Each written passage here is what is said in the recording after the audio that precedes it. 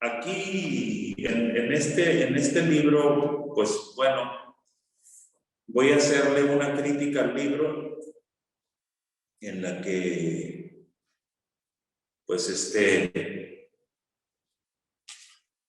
al menos en el tema de lo que es la teología, la dogmática, está igual pienso yo que me supongo que es un problema de traducción del inglés al español. No, a veces se le entiende un poco. Afortunadamente me encontré mi libro de Berkhof, de teología, introducción a la teología dogmática, que por cierto, pues nos habla el libro del reglamento del plagio y aquí tiene algunas de estas notas del libro de Berkhof y no le está dando al menos no encuentro que le dé pues la autoría a Berkhof, pero en fin, ya esto sale sobrando.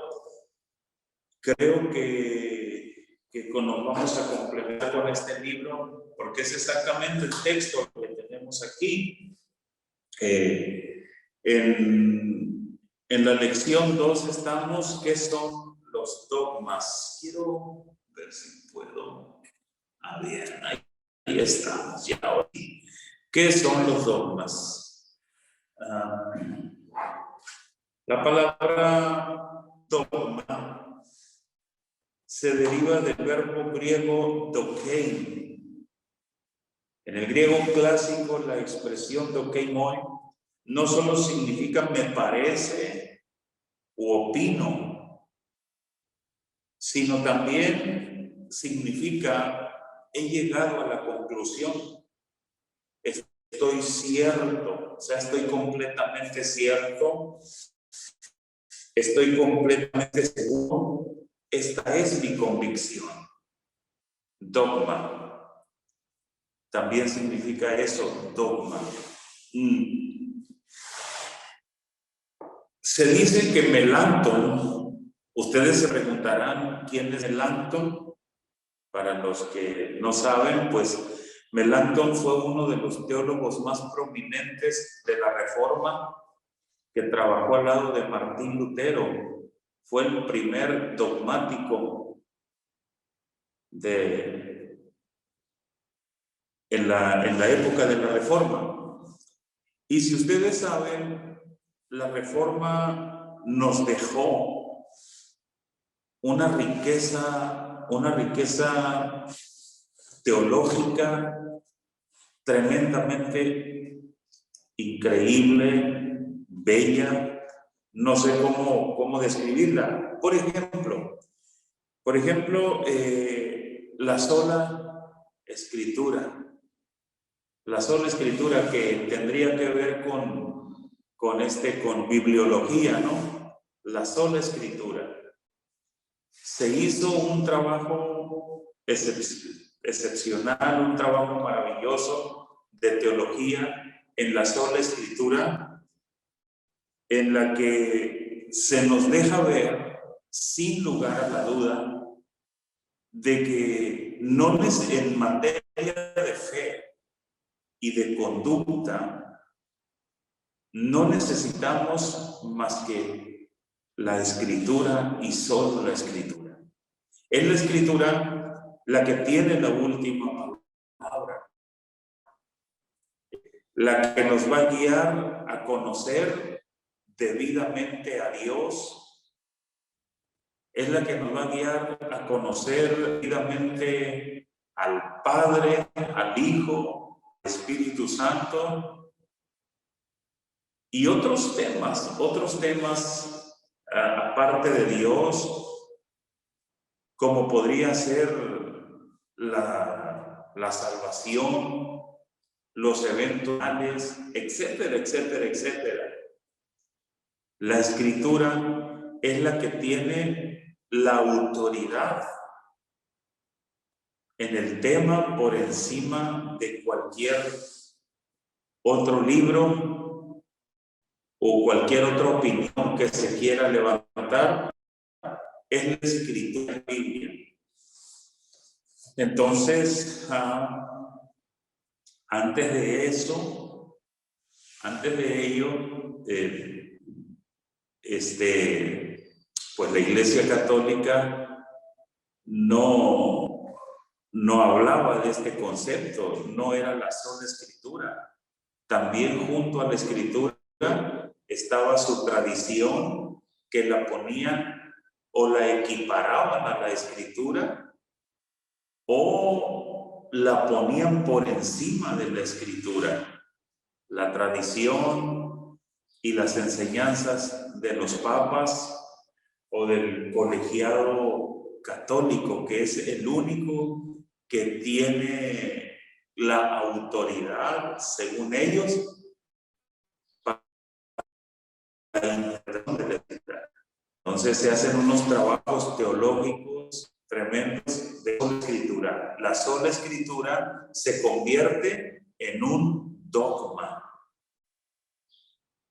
En un dogma. O sea, es ahí donde la palabra dogma cobra el significado también de estoy cierto, es mi convicción.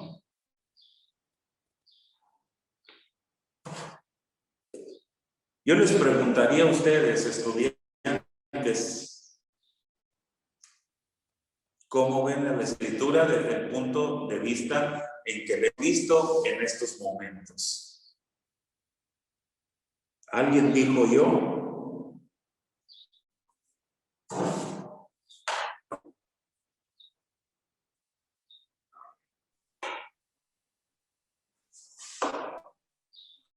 O sea, de cómo la vemos, la Biblia, ¿cómo la vemos en general? ¿Perdón? O sea, su pregunta es... Como que la voz se corta. Sí, ¿cómo ven ustedes la escritura? ¿Qué es para ustedes la escritura? La Biblia, a eso es a lo que me refiero.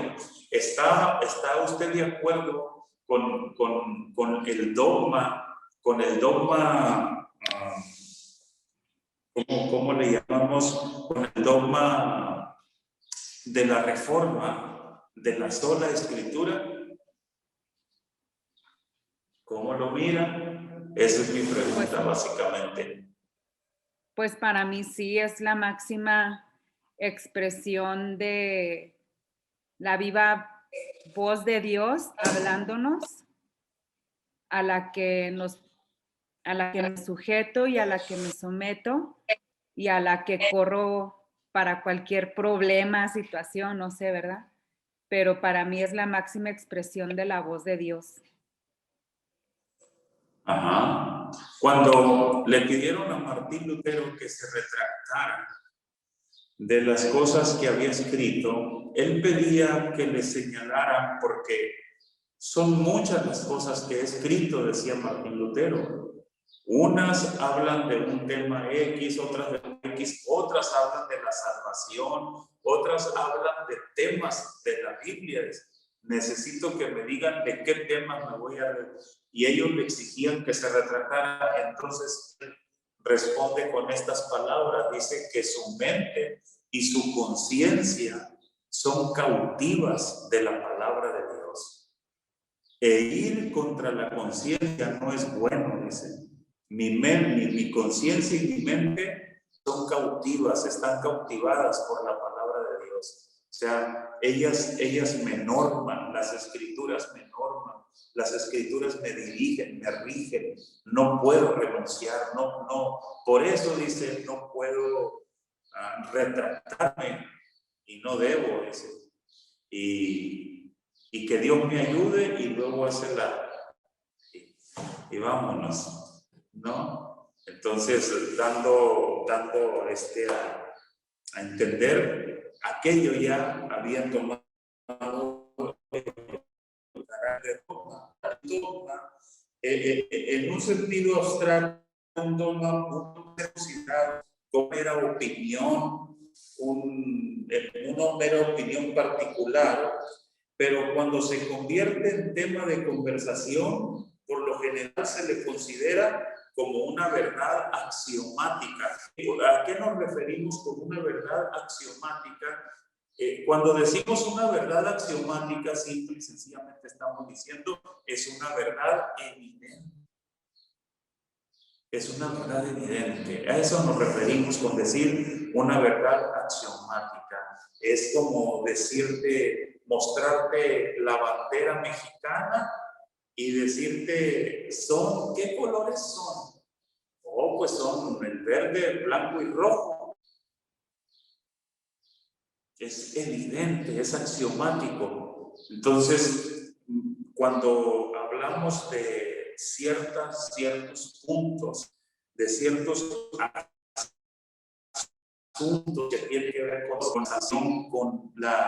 con las acciones de Dios, hay muchas verdades que son evidentes, son axiomáticas, se convierten, son dogmas.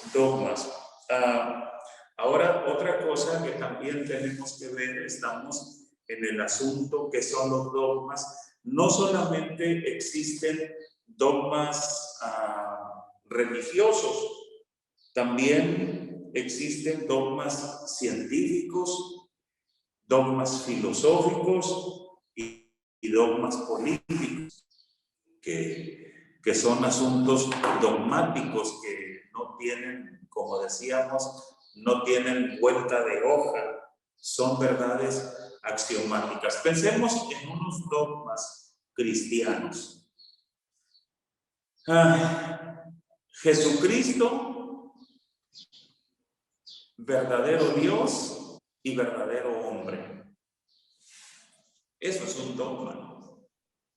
Así es, estamos plenamente convencidos, estamos ciertos que Jesucristo era verdadero Dios, pero también era verdadero hombre.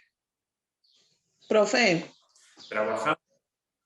Trabajamos haciendo un análisis en la cristología acerca de su naturaleza.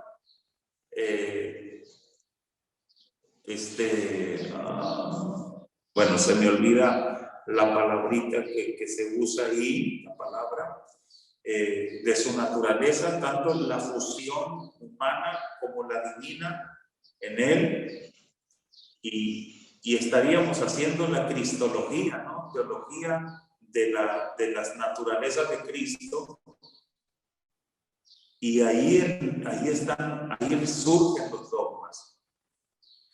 Como conclusiones, que Jesucristo era verdadero hombre, pero también verdadero Dios, Dios y hombre. Hermana, usted quería la palabra, diga. No, es que si me podría, por favor, decir nuevamente dogmas científicos y qué más, profe. No entendí. Dogmas filosóficos, sí. Dogmas políticos. Pero pues ellos ahí se encargan de sus dogmas, ¿verdad? Nosotros nos vamos a encargar de los nuestros aquí. Otro dogma. Gracias. Otro dogma. Gracias. De nada. Otro dogma. La salvación por fe, no por obras. Es dogma. Es dogma de la iglesia. ¿Estamos bien? Hay una aparente discrepancia entre Pablo y Santiago, ¿verdad? Donde Pablo dice, porque por gracia sois salvos por medio de la fe. Esto no es de vosotros, es un don de Dios. Efesios 2:8. Santiago dice muéstrame tu fe sin tus obras, y yo por mis obras te voy a mostrar mi fe. Y Santiago habla fuerte acerca de las obras, pero ninguno de los dos se contradice. Ya en un trabajo, ahora estamos hablando, acuérdense, que cada tema en la Biblia teológico tiene su nombre. Estamos hablando de salvación.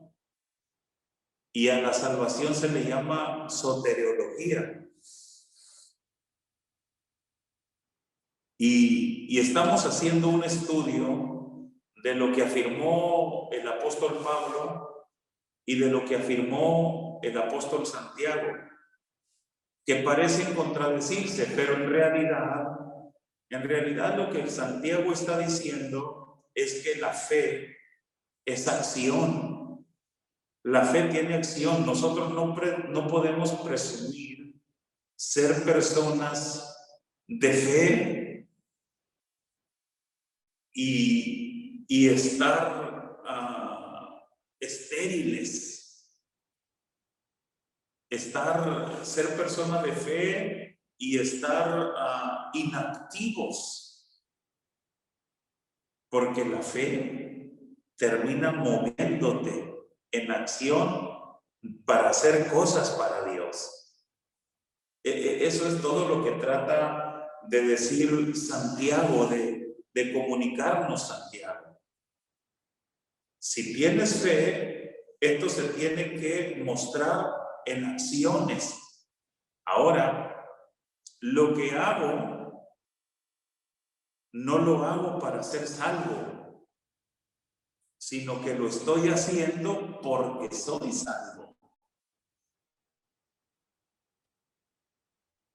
¿Me explico? Estas pues serían en términos demasiado simples las conclusiones a las que llegaríamos, ¿no? Entonces la salvación por fe se convierte en un dogma, en dogma.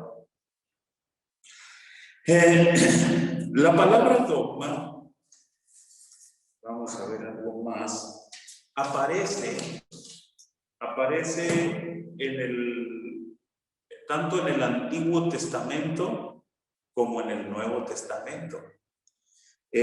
Vamos a ver, por ejemplo, la palabra dogma en el Antiguo Testamento más que nada aparece en la versión Septuaginta. La versión Septuaginta es la que se tradujo del hebreo al griego. Es una versión del Antiguo Testamento en griego, ¿no? Entonces, por ejemplo, tenemos Esther, capítulo 3, verso 9. Si lo buscan, Esther, capítulo 3, verso 9, para que me lo lean.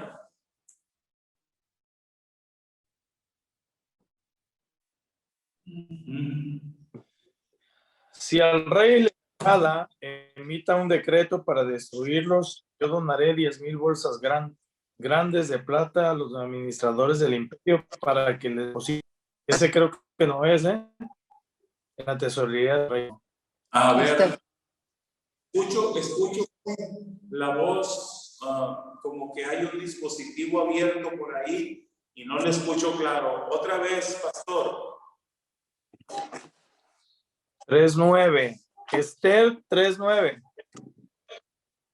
Sí. Si al rey le agrada, emita un decreto para destruirlos y yo donaré 10,000 bolsas grandes de plata a los administradores del imperio para que los depositen en la tesorería del reino.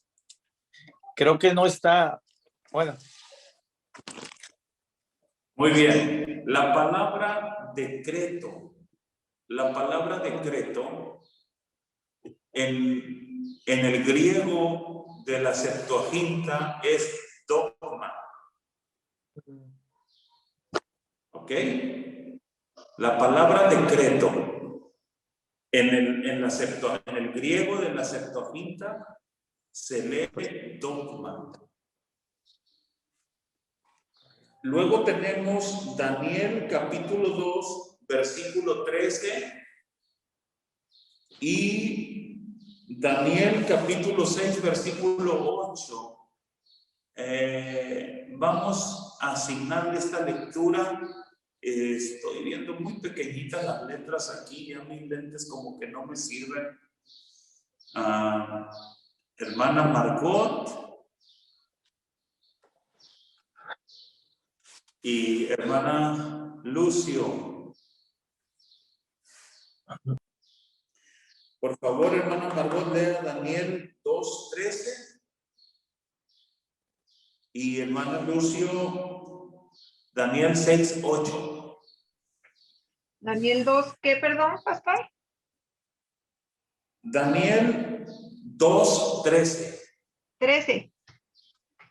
Sí. Daniel 2:13 dice, y se publicó el edicto de que los sabios fueran llevados a la muerte, y buscaron a Daniel y a sus compañeros para matarlos. Igual vuelve a decir edicto. Se publicó Muy el edicto. bien. En la lectura que hizo nuestro hermano Juan Carlos, decreto es dogma, pero también edicto es un dogma. Hermana Lucio,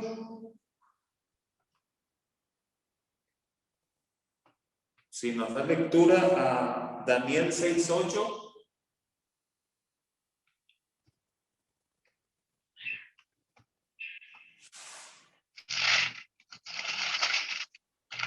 Juanita, tienes tu micrófono apagado y no te escuchamos. Perdón, ya estaba acabando de leer. Ahora, oh rey, confirma el edicto y firma para que no pueda ser revocado conforme a la ley de Meda y de Persia, lo cual no puede ser abrogada.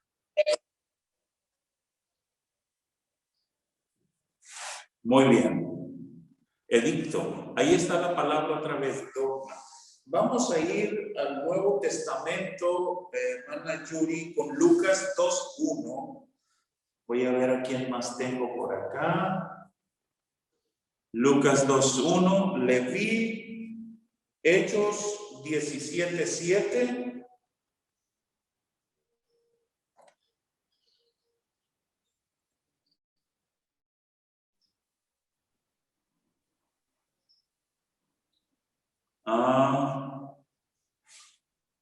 Y Raquel Linderman, la hermana Raquel, Efesios 2:15. ¿Quién más está aquí? Francisco Javier, ¿es nuevo?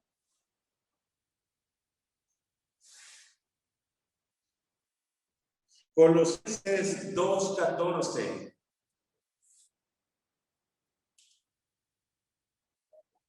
Y Hechos 16:4. ¿Quién sigue? Hechos 16:4. Hermana Vicky Ponce.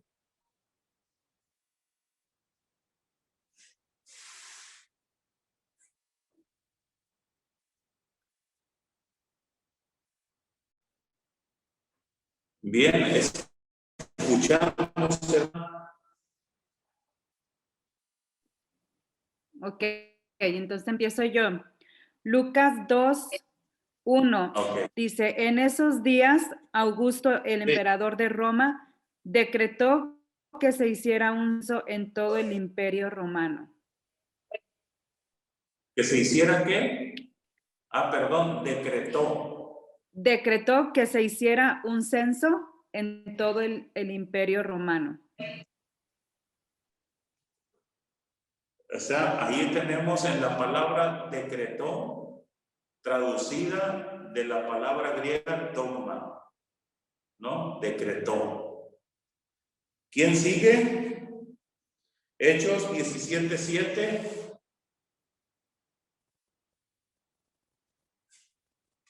Yo. Hechos 17:7. Muy bien. A los cuales Jasón ha recibido, y todos estos contravienen los decretos de César, diciendo que hay otro rey, Jesús. Contravienen los dogmas de César. ¿Sí? Contravienen los dogmas.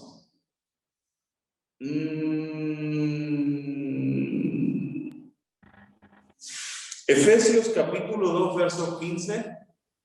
Lo logró al ¿Quién poner le fin. tocó? Yo. Abre. Está abierto, ¿no? ¿Bien? Ajá. Lo logró al poner fin Sí. al sistema de leyes, de mandamientos y ordenanzas. Hizo la paz entre judíos y gentiles al crear de los dos grupos un nuevo pueblo en él. Por favor, nos los puede leer de nuevo, hermana, porque se impuso así medio intermitente. Lo logró al poner fin al sistema de leyes, de mandamientos y ordenanzas. Hizo la paz entre los judíos y gentiles al crear de los dos grupos un nuevo pueblo en él. Fíjese bien cómo el apóstol Pablo está haciendo referencia a los dogmas mosaicos. Dogmas, la palabra dogma está apareciendo ahí en Efesios 2:15. Me interesa esto. Efesios 2:15. Ténganme un poquito de paciencia en esto.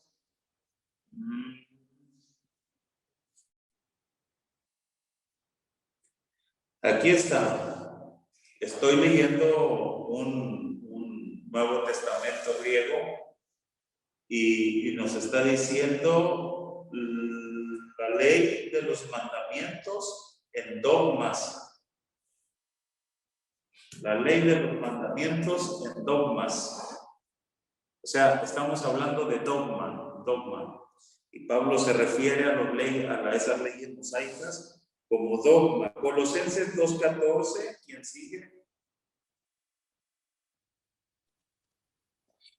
Colosenses 2:14 dice, anulando el acta de los decretos que había contra nosotros, que nos era contraria, quitándola de en medio y clavándola en la cruz. Anulando el acta de los dogmas que había contra nosotros. Si estamos capturando esto, ¿verdad? Unos dogmas que nos condenaban ante Dios, que hacían imposible nuestra presencia, válgame la redundancia, en la presencia de Dios. Y Cristo en su carne, aquellos dogmas que nos condenaban y nos alejaban de Dios, los abolió. Hechos 16:4, este es muy importante. Ahorita quiero abundar un poquito en Hechos 16:4. Amén. Y al pasar por las ciudades les entregaban las ordenanzas que habían acordado los apóstoles y los ancianos que estaban en Jerusalén para que las guardasen. Muy bien, hermano.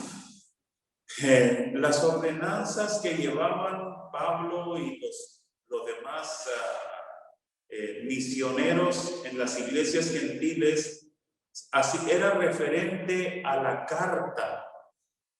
Acuérdense que hubo un concilio en Jerusalén donde se discutió si los gentiles que estaban de recién ingreso a la iglesia del Señor y muchos judíos de la circuncisión, los de la circuncisión, estaban peleando, por así decirlo, porque se circuncidaran y guardaran la ley de Moisés.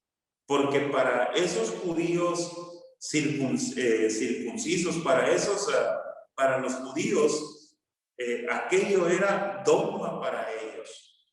Pero ahí en Jerusalén sucede algo interesante. Sucede algo muy interesante porque el dogma que aplicaba a los judíos no aplicaba a los gentiles. No aplicaba a los gentiles. Y se discutió, y las conclusiones a las que llegaron en el capítulo 15 del libro de los Hechos, estamos hablando, a las conclusiones a las que llegaron fue lo siguiente. Dijeron estas palabras muy interesantes: nos ha parecido a nosotros y al Espíritu Santo. Aquí, en este dogma en particular, en este dogma del capítulo 16:4, está involucrado el Espíritu Santo, donde están diciendo que no se moleste a los gentiles, únicamente que se abstengan de fornicación, de ídolos, de sangre, de comer carne de animal ahogado. De lo demás, pásenlo bien, que no se les inquiete resulta obvio que no se les inquiete con los asuntos de la circuncisión y de guardar la ley de Moisés, que no aplica para ellos. Y aquello, de acuerdo a la lectura de la pastora, se convierte en un dogma. En un dogma. Creo haberles enviado yo trabajo que hice acerca de Pedro, misión y teología, algo así, y ahí yo abundo mucho acerca de eso, cómo aquel decreto, cómo aquella carta que se redactó en Jerusalén después de deliberar, después de llegar a conclusiones en aquel concilio, se hizo un dogma. Entonces, aquí estamos hablando ya de un dogma que es inspirado por el Espíritu Santo. Y aquí quiero hacer mis conclusiones porque creo que el asunto acerca de qué son los dogmas está quedando ya un poquito claro en ustedes. Confío que así sea. Y me refiero a cómo el Espíritu actuó y trabajó específicamente en este dogma. Creo que si somos asiduos lectores, investigadores de la palabra de Dios, pues encontramos otros dogmas más en la Escritura, en los que trabajó y obró el Espíritu Santo de Dios. Pero tomo este en particular para decir, es de la Escritura, está ahí en el libro de los Hechos, capítulo 16. No se discute, pero hay otros dogmas que nosotros como humanos, como estudiosos de la Biblia, nuestras comunidades cristianas a las que pertenecemos, hombres de Dios instruidos, preparados, con niveles de estudio muy respetables, como doctorados y una trayectoria increíble en teología, y han trabajado y surgen estos dogmas como el de Felipe Melanchthon, ¿no? el colaborador de Martín Lutero, y otros dogmas más que nosotros podemos tener en nuestras iglesias, en nuestras confesiones de fe, que han resultado esos dogmas como producto del estudio bíblico, del estudio concienzudo de la Biblia. Bueno, permítame equipararlo cuando queremos hacer algo así o cuando se sube algo a categoría de dogma, debería de ser algo así como las vacunas del COVID, ¿no? Que tienen que pasar por varios tamices, por mucho tiempo de reflexión y sobre todo el cuidado sumo, creo que ahí lo digo todo, de que esté en una perfecta armonía con la palabra de Dios. Las doctrinas que predicamos, las doctrinas que profesamos, vienen de un muy cuidadoso estudio de la bendita palabra del Señor. Comentarios, hermanos, hasta aquí.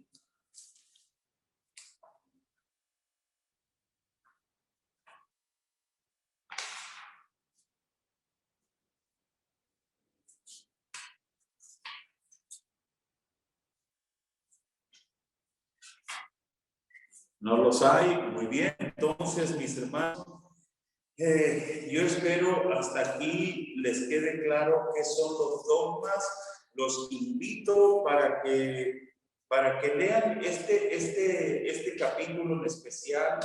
También me gustaría que lean el capítulo que sigue de la teología liberal moderna. La teología liberal moderna. Tome nota de esto que le voy a decir, porque en la lección 3, la teología liberal moderna, nos explica este capítulo que es la teología liberal moderna, pero el punto 2 me interesa mucho que lo discutamos la próxima semana. El punto 2 hay que discutirlo la próxima semana. Los dogmas son verdades reveladas y vamos a ahondar un poquito más en lo que son los dogmas. Sí, y para ir poco a poco entrando a temas de la teología, como es la Trinidad y otros temas interesantes. Por hoy, pues, hemos agotado. Si hay alguna pregunta con que les pueda yo ayudar, con mucho gusto. Profe, a ver aquí una buena.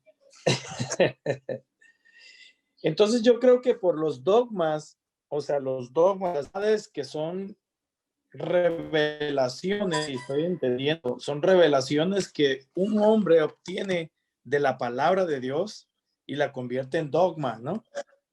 Eso de ahí tantas doctrinas que han salido en diferentes religiones, ¿no?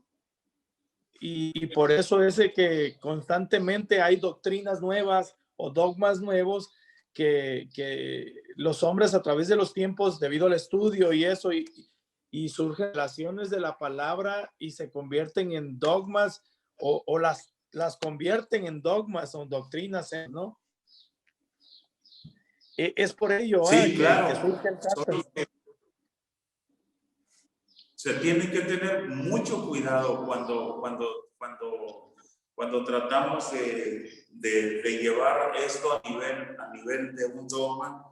Pues obvio que se tiene que tener mucho cuidado y es precisamente por ello que surge la necesidad, como decía yo la semana pasada, de pertenecer a genuinas y comunidades teológicas, sólidas comunidades teológicas, porque es posible que lo que a mí me parece muy obvio, verdadero, resulte que simplemente no lo es, porque hay alguien que tiene una profundidad, un sentido mucho más agudo y nos dice, sabes, esto está, o sea, respetar los filtros, respetar los tamices por donde tenemos que nosotros hacer nuestras interpretaciones y conclusiones de la palabra del Señor. Sí. Bien, ya ahí lo vamos a ver en la teología liberal. Ahí está, en el próximo capítulo que vamos a discutir el próximo martes. Pues Dios me los bendiga.